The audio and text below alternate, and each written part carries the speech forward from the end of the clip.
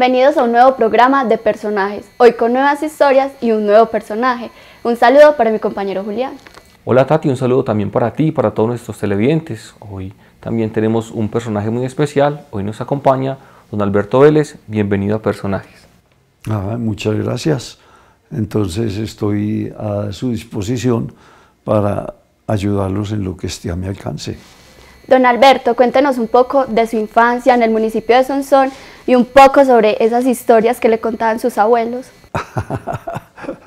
Bueno, vea, realmente yo nací aquí en Sonsón, ¿cierto? Y los primeros 14 años de mi vida los cursé aquí en el municipio. Realmente fue una niñez muy agradable, con gratos recuerdos, porque en estos pueblos realmente se vivía una vida muy sosegada, muy apacible, y en esos tiempos, porque ya estamos hablando de tiempos muy atrasados. Ayer no más. Ayer no más, porque yo en este momento tengo 84 años. ¿Cierto? Entonces ahí pueden hacer cuentas más o menos de cuál ha sido mi historia. A los 14 años yo me fui para Medellín y me puse a estudiar en el Instituto Salesiano Pedro Justo Berrío y yo me gradué allá como mecánico industrial. Después trabajé un año en Medellín y me fui ya a buscar otros nuevos horizontes. Entonces fui a parar a Bogotá. En ese entonces pues yo no conocía a Bogotá ni a ninguna persona en Bogotá. Me fui con un compañero que se llama Gonzalo Munera. Entonces allá nos rebuscamos y realmente pues no nos podemos quejar porque allá viví 30 años de mi vida.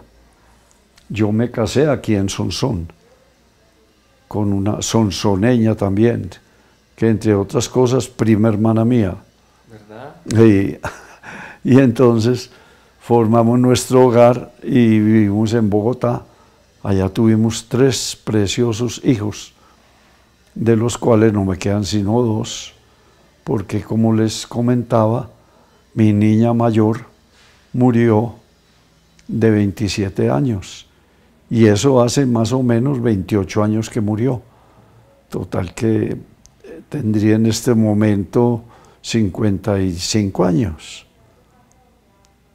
Bueno, allá transcurrió gran parte de mi vida y como Bogotá en ese entonces pues era una ciudad más apacible, más pequeña, pero fue creciendo vertiginosamente y se volvió una metrópoli tremendamente grande y para mí muy difícil de vivirla. Entonces yo decía, cuando yo acabe de educar a mis hijos, ese día desocupo Bogotá. Y así lo hice. Yo acabé de educar a mis hijos. Mis 2 niñas estudiaron odontología, son odontólogas las 2. Y el muchacho no me estudió sino hasta 6º bachillerato y no quiso seguir estudiando, ¿cierto? Alberto, de esa etapa de la infancia, yo creo que, como mencionó ahorita la compañera, pues yo creo que también los primos marcaron esa etapa bonita de la infancia, ¿cierto? ¿Cómo era esa infancia con los primos y esas historias que supongo que los abuelos se sentaban para contarles? ¿Cómo era ese momento y esas experiencias? Sí, nosotros realmente tuvimos una niñez muy, muy feliz, muy buena. Aquí en Sonsón las familias eran muy numerosas. Éramos de 10 hijos y de 15 hijos y algo más. Y entonces nosotros teníamos unas barras muy buenas con todos los primos, porque nosotros éramos muy unidos y salíamos para arriba y para abajo, disfrutamos mucho realmente, no solamente los primos, sino los amigos ahí del barrio. La casa mía quedaba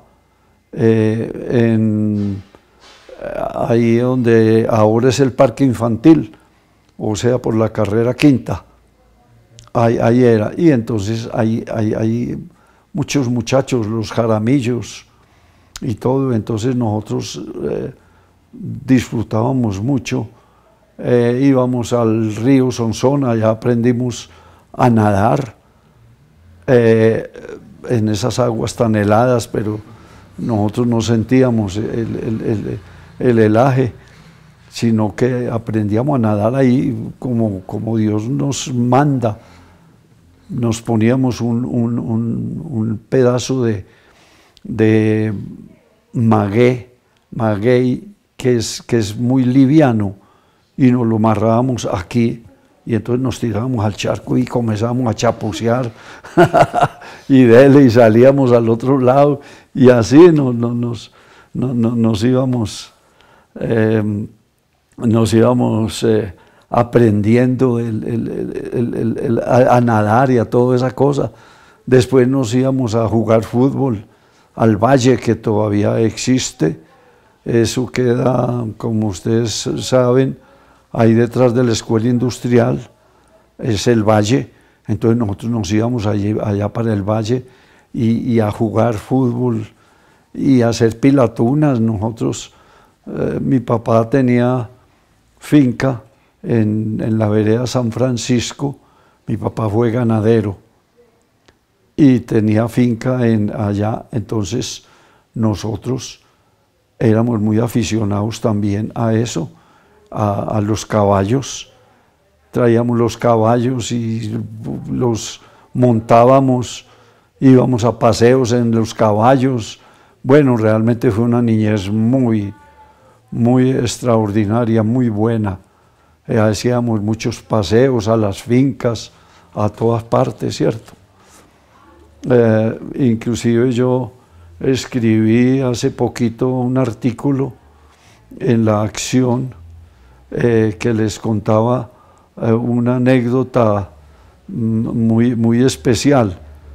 Pues se las voy a resumir, pues, porque no nos podemos alargar mucho.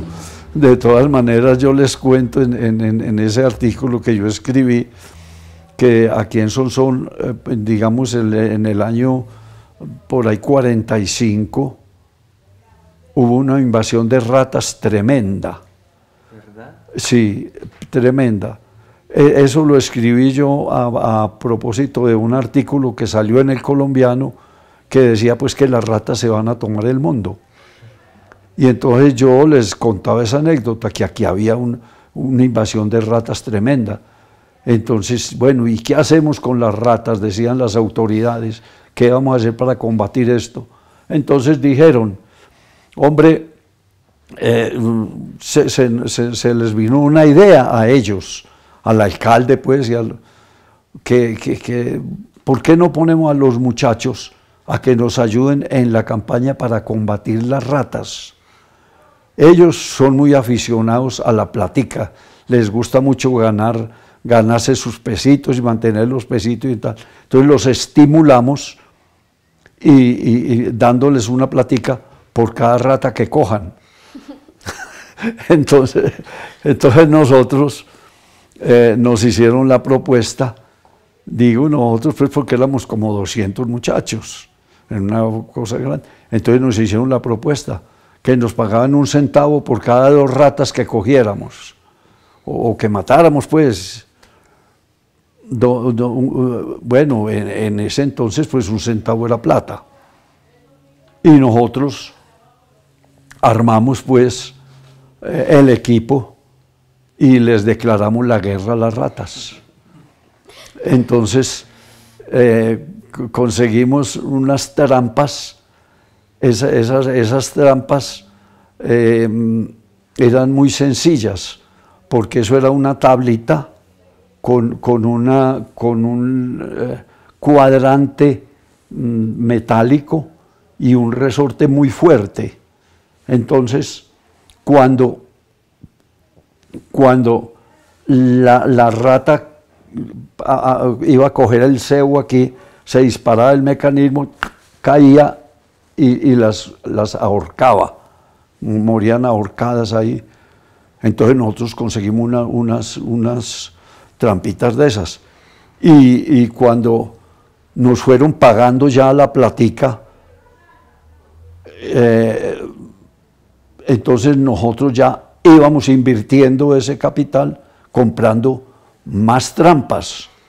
Entonces nosotros armábamos trampas en las casas de los vecinos, de los parientes, de toda parte. Nosotros esto era lleno de, pues imagínense 200, por lo menos 200 muchachos armando trampas en todas partes. Entonces en el patio de la alcaldía hicieron una fosa, digamos, de más o menos de 2 metros de profundidad por 1 metro o 2 metros de diámetro. Entonces, todas las tardes llegábamos nosotros pues con el botín, ¿no? Entonces, el inspector de higiene fue el que se encargó de la campaña. Entonces, y contaba las ratas. No, el uno cogió una, y el otro 2, y el otro 3, y así sucesivamente. Entonces las tiraban a esa fosa y se les echaba una capa de cal y otra capa de tierra, pues para que no se pusiera un fétido, ¿cierto? El terrible. Sí, entonces y nos contabilizaban y tal, entonces a cada uno le pagaban la platica. Y al otro día hacíamos la misma cosa por la tarde, todas las tardes. Esa campaña yo calculo que duró por ahí 2 meses. Y en 2 meses yo creo que nosotros cogimos 500.000 ratas. Acabaron con todas las lágrimas. Acabamos con ellas. Yo en el relato que yo les hago sobre eso, les digo que llegó un momento en que las ratas, las viejitas ya, entonces salían viendo que se estaba exterminando, pues ya, entonces salían las ratas ya viejas con una banderita blanca pidiendo clemencia. Entonces nosotros no les prestábamos atención a las viejitas, sino que ellas también caían en la trampa. También caían, Alberto. Tengo por aquí un regalito para usted. Muchas gracias. Destapemos a ver qué nos dieron, ¿cierto? Ave María, vamos a ver, esto está muy interesante. Qué sorpresa nos tienen, ¿cierto? Vamos a ver, sorpresa nos da la vida. Muchas.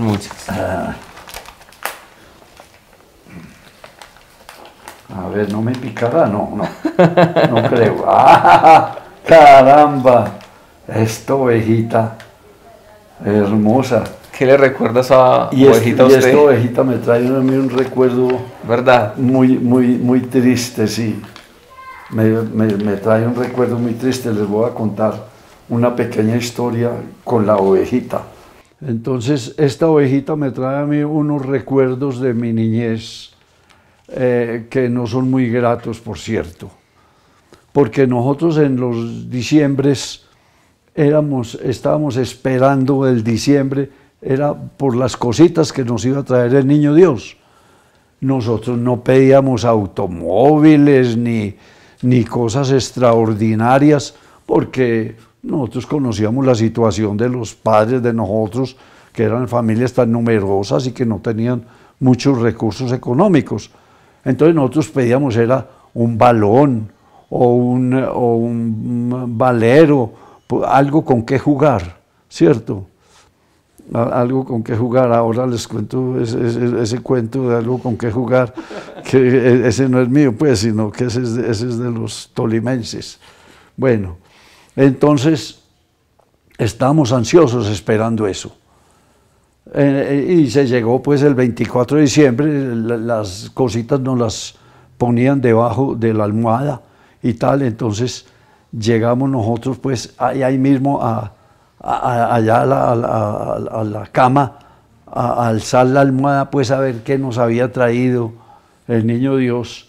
Y entonces resulta que a mí, yo destapo la almohada y un paquete pues envuelto en DL, y me pongo yo a destapar el paquetico cuando era una ovejita de estas del pesebre.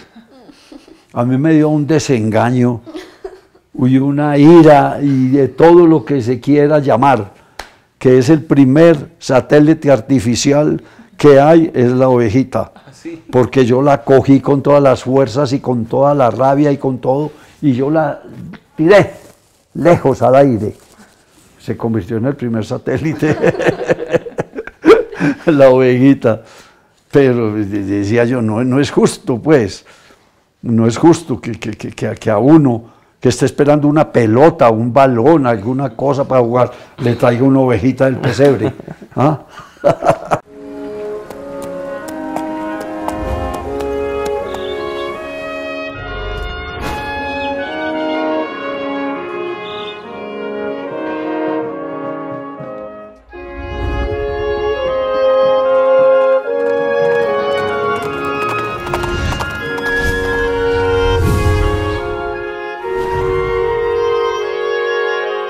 Alberto, usted ahora nos contaba que se fue de 14 años de acá de Sonsón. De pronto algunos hechos importantes que recuerde en las otras ciudades, en su juventud. Ah, sí. Bueno, como le dije, yo me fui de los 14 años y estudié en Medellín 5 años. Me gradué como mecánico industrial, trabajé 1 año en Peldar. Ese fue el primer empleo que yo tuve. Y de ahí, con un amigo, resolvimos irnos para a ver otros horizontes, porque realmente nos pusimos a analizar la situación, y todos los industriales en Medellín, pues la ciudad industrial de Colombia, pero todos estaban de acuerdo, ¿cierto? Entonces decían, bueno, a los mecánicos así, en fin. En ese entonces, pongamos, el sueldo mío fue de 180 pesos mensuales, ¿cierto? Eso alcanzaba para uno vivir más o menos decentemente, pero no más. Entonces yo hablaba con los compañeros míos, que el uno trabajaba en Fatelares, y que el otro trabajaba en Fabricato, y que el otro trabajaba en Coltejer, y que todos, y más o menos, esa era la tónica ya, que no, que los mecánicos que salen así, el sueldo son 180, otros 185, otros 170, otros 190, así, ese era más o menos el sueldo. Y entonces me puse yo a pensar con mi amigo, decía, hombre, pero es que esto no ofrece ningún porvenir, esperando uno aquí pues que dentro de 1 año me van a subir 100 pesos, y dele, y si yo me salgo de aquí de Peldar, me voy para Fabricato o para cualquier otra empresa de tantas que había en Medellín, pues eso era lo que se me esperaba. Y dije, vamos a ver, por allá, a rebuscarnos, a ver si un mundo mejor, otra cosa distinta. Y entonces eso fue lo que me motivó a mí para irme con mi amigo, y nos fuimos. Inicialmente nos fuimos para Cali, porque salió un aviso clasificado en el colombiano y decía que empresa tal y tal y tal necesita mecánicos así. Y nosotros escribimos, pero no nos contestaron. Y antes de contestarnos dijimos, bueno, pues camine, vámonos para allá a ver qué pasa. Y nos fuimos, renunciamos ahí mismo a la factoría y arrancamos y nos fuimos. La plata que teníamos nosotros era, pues, las cesantías de 1 año, que era más o menos 200 pesos. Esa era la plata que nosotros teníamos, y con eso nos fuimos.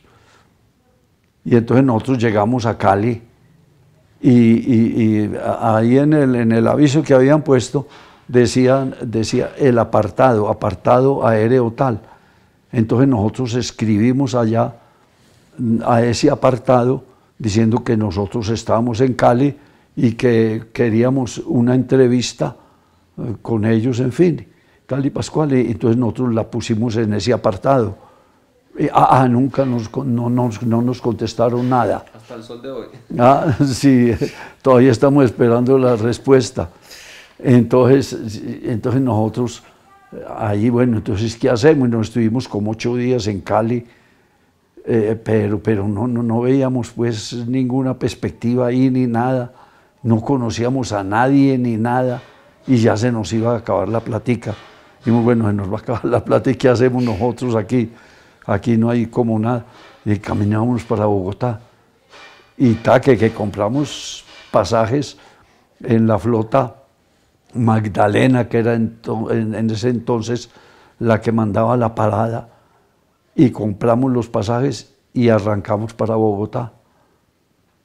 Y en mesitas del colegio, antes de llegar a Bogotá, nosotros no habíamos comido nada. Ahí nos tomamos un cafecito con buñuelos y cosas, y en fin, y acabamos con la plata del capital. Total que cuando nosotros llegamos a Bogotá, no teníamos un solo peso en el bolsillo, ni conocíamos a Bogotá, ni a ninguna persona en Bogotá, nada. No teníamos ni parientes, ni amigos, ni nada. Vea pues qué problema. Bueno, lo que pasa es que esta historia es muy larga y aquí amanecemos si yo me pongo a contarles esa historia. Así más o menos por encima, en esas condiciones llegamos nosotros a Bogotá. Lo demás, imagínenselo. Se las arreglaron ya para intentar sobrevivir en la ciudad. Imagínense cómo nos las bandeamos nosotros para salir adelante en una ciudad de esas que no conocíamos ni nada, ¿cierto? Entonces, la historia es muy larga. Don Alberto, yo creo que otra etapa también muy significativa de su vida, que nos contaba ahorita, es, yo creo que la vida de matrimonio y los hijos, ¿cierto? Creo Sí. que, si no estoy mal, por ahí nos contaban que durante el tiempo de vacaciones aprovechaban y se iban en un carrito a pasear, ¿cierto? A acampar. ¿Cómo era esa experiencia? Sí. Claro, nosotros, yo conseguí un carro, un Jeep Land Rover. Lo conseguí por intermedio de un cuñado mío, cuñado y primo. Era un carro, un Jeep Land Rover. Él era médico. Y entonces en la cooperativa médica les facilitaron para traer esos carros de España en unas condiciones pues muy favorables y toda esa cosa. Y entonces él tenía carro. Me dijo, yo tengo carro, a mí no me interesa pues conseguir otro carro ni nada. Si a usted le interesa el carro, yo se lo cedo. Y le dije, bueno, listo. Entonces, de una. Entonces era en unas condiciones muy buenas y era pagando unas cuotas muy fáciles y todo. Entonces yo me conseguí un carro nuevo, Land Rover. Bueno, y ese carro lo tuvimos nosotros 27 años. Y lo disfrutamos muchísimo, porque entonces nosotros en vacaciones, nosotros pues hemos sido muy aficionados al campo, a la naturaleza, eso nos ha encantado a nosotros toda la vida. Entonces nosotros cogíamos ese carro, pongamos en un puente, nosotros teníamos los niños pequeñitos de 5 añitos y de 8 añitos, así pequeños, y nosotros los cogíamos, le preparamos la parte de atrás del carro y les poníamos pues colchoncito y cosas, y en fin. Entonces nosotros los pasábamos dormiditos a las 4 de la mañana, los pasábamos dormidos y los acostábamos ahí en el carro. Ellos ni se daban cuenta. Entonces nosotros arrancábamos y nos íbamos, digamos, a acampar a La Dorada. Fuimos muchas veces a la orilla del río La Miel. Entonces nosotros salíamos a las 4 de la mañana con unos muchachos dormiditos ahí encima y dele. Cuando nosotros llegábamos, era las 7, 8 de la mañana, se despertaban esos niños con un calor el berraco, y era que estábamos acampando a la orilla del río La Miel, ¿cierto? No, y esos niños, pues, que este calor, sacándolos de la cama a esas horas para llevárnoslos por allá. Y allá a mí me ha gustado mucho pues toda la cuestión de la naturaleza y de la pesca, muy aficionado a la pesca. Entonces allá nos poníamos a pescar en el río La Miel y a hacer cosas, ¿cierto? Bueno, otras veces ya de tiros más largos, no, también en puentes. Nosotros frecuentamos mucho a Melgar porque allá estaba Cafán. Cafán tenía unas instalaciones allá y entonces nosotros nos íbamos a Cafán, nos quedaba cerquita relativamente de Bogotá, y allá armábamos la carpa y nos estábamos 2 o 3 o 4 días en Melgar y regresábamos. Ya de tiros más largos, que eran vacaciones, entonces nos íbamos, nosotros teníamos finca en Colombia en todas partes. Ese lujo no se lo podía dar ni Ardila Lule, con fincas regadas por todo Colombia. Y la finca de nosotros era la carpa. Entonces nosotros llegábamos y nos íbamos para la costa. Nos íbamos para Coveñas y Tolú, ¿cierto? Entonces allá habían sitios especiales de camping. Entonces nosotros llegábamos allá a un sitio de esos de camping y allá armábamos la carpa y bueno, y ahí estábamos. Entonces disfrutábamos allá del mar, unas cosas pues muy buenas y muy económicas, porque nosotros no nos podíamos ir con los muchachos a pagar un hotel 5 estrellas. Y realmente eso era los que nos gustaba a nosotros, eran la naturaleza y el campo. Entonces armábamos la carpa y entonces ahí hacíamos de comer también y todo eso. Y pasábamos muy bueno y nos recorríamos toda la costa y a todas partes íbamos. Después en los últimos tiempos ya de esos programas íbamos nosotros era aquí a Puente Linda, a los termales del Espíritu Santo. Ustedes conocen eso y si no se los recomiendo, eso es hermosísimo. Entonces nosotros nos veníamos de Bogotá y no veníamos ni siquiera a Sonsón, sino que como nos veníamos era por la carretera de cuando eso no existía, la autopista Medellín, sino que se viajaba, era por esta carretera de Nariño, Norcasia, a salir a La Dorada. Entonces nosotros nos veníamos por esa carretera y llegábamos ahí a Puente Linda. Entonces, no sé si ustedes conocen allá Puente Linda, hay una casa muy hermosa, grandota, que queda ahí al pie del río. Bueno, eso era de un amigo que se llamaba Alonso Granada. Entonces nosotros íbamos allá. Entonces nos hospedábamos en esa casa y eso era como la casa de nosotros, pues, porque teníamos una amistad extraordinaria con ellos.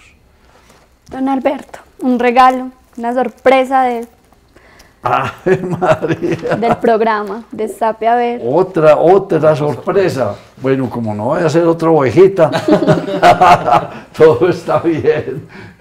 Bueno, dejemos la ovejita pobrecita descansando, hombre. Pobre criatura. Pobre criatura. Caramba, vea. Los 10 son soneños. Qué bueno. Eso, vea, este era el grupo. Un grupo que teníamos nosotros allá en Bogotá. Todos son soneños, ¿cierto? A ver, ¿cuál soy yo ahí? A ver si me identificas. Mientras tanto lo identifica, ¿por qué no me cuenta cómo se consolidó ese grupo de los 10 sonsoneños? Sí, exacto. Entonces, vea, nosotros, todos los que estamos ahí en ese grupo, pues contemporáneos, y allá nos hicimos amigos, pues amigos no, pues amigos habíamos sido toda la vida, pero ahí nos contactamos ya y entonces teníamos tertulias y todo eso, entonces se resolvió hacer un grupo que se llamó Los 10 Sonsoneños. Ahí están. ¿Sí me identificaste o no? Pues creo que es este. Sí. Atinó muy bien, ¿cierto? Sí. Acertaste. No ha cambiado Adiviné. tanto. Sí, acertaste muy bien.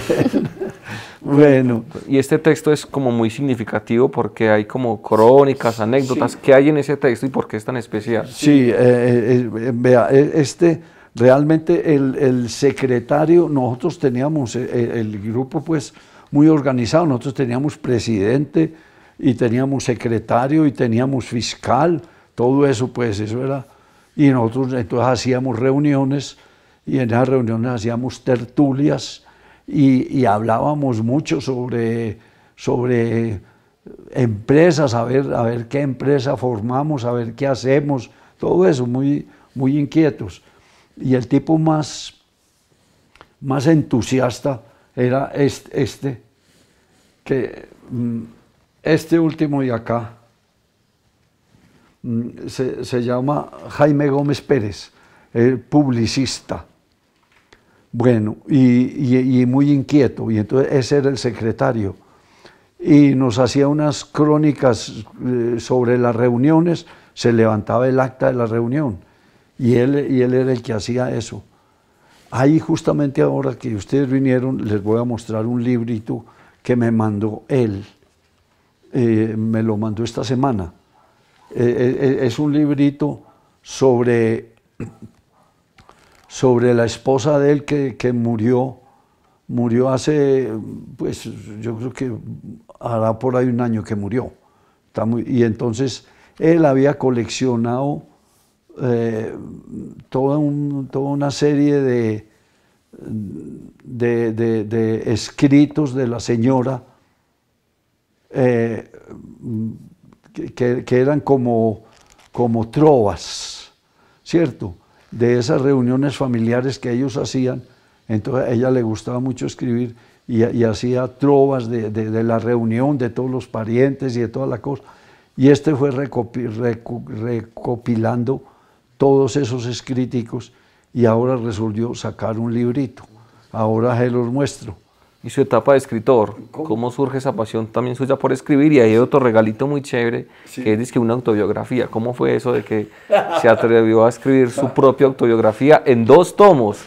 También. Que no le pudimos traer el libro, entonces A me ver, mandaron pero- una fotico. Ave María, hombre, autobiografía. Y ustedes de dónde cae, pero se la saben todas, pues. Ay, hombre. Ahora les muestro los libros, ahí los tengo. Son 2 tomos de autobiografía mía, sobre la vida mía, ¿cierto? Sobre todas estas cosas que estamos hablando y todo eso lo puse yo en un texto, que ahí los tengo ahorita, les muestro los libritos que son más bien gorditos. 2 tomos es buena parte de la historia, Sí, ¿sí? buena. Mucho que contar. Sí, exacto, sí, entonces a mí me gusta mucho también escribir. Yo fui columnista en La Acción. Yo escribí un poco de tiempo en articulitos míos en La Acción, sino que yo, cualquier cosa así, yo la decía y muy sinceramente, pero muy real, sobre los incidentes sobre lo que yo pasaba. Entonces, eso les gustaba mucho a los lectores de la Acción, les gustaba mucho los artículos míos. Y ese amor por Sonsón Eso. y compromiso por Sonsón, ¿cómo surge? No, pues el compromiso por Sonsón es que yo soy sonsoneño de pura cepa y yo quiero mucho este pueblo.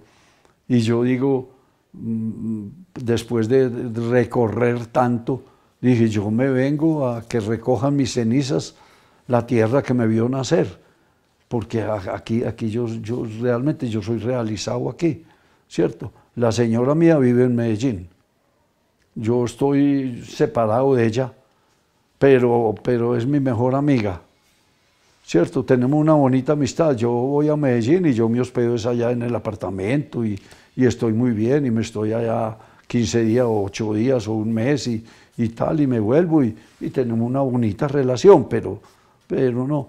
Y entre otras cosas, a ella la salud no le permite vivir en Sonsón, porque ella es muy enferma de los bronquios y de asma, entonces el frío no le cae bien a ella.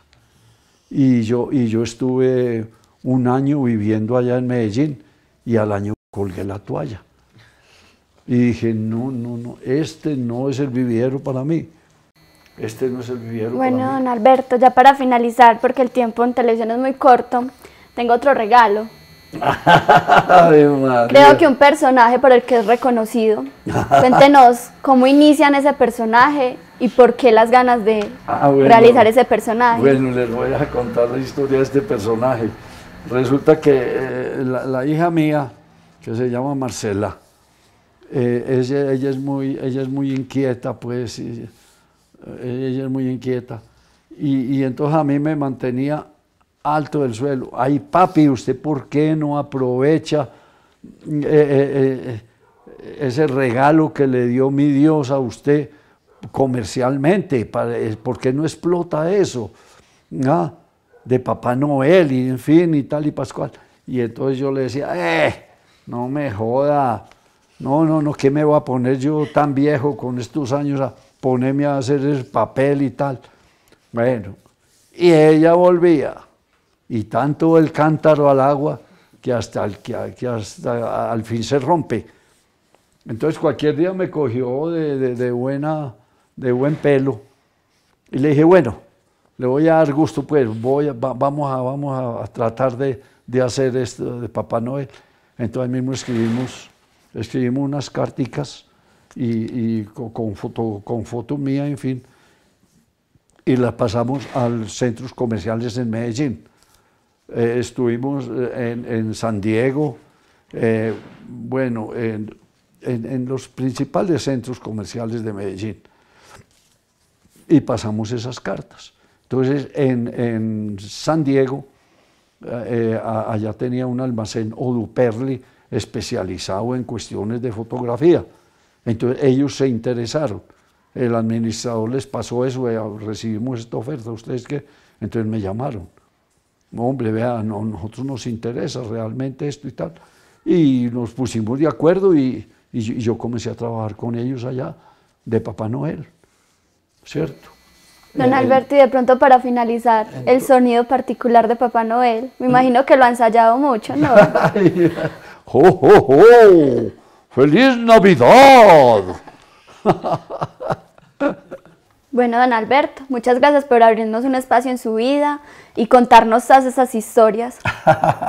Sí, no, como les digo, hay muchas historias y pues ya tengo 2 tomos ahí escritos. Voy a preparar el tercero. Si quieren más, vengan y presten los libros, ¿cierto?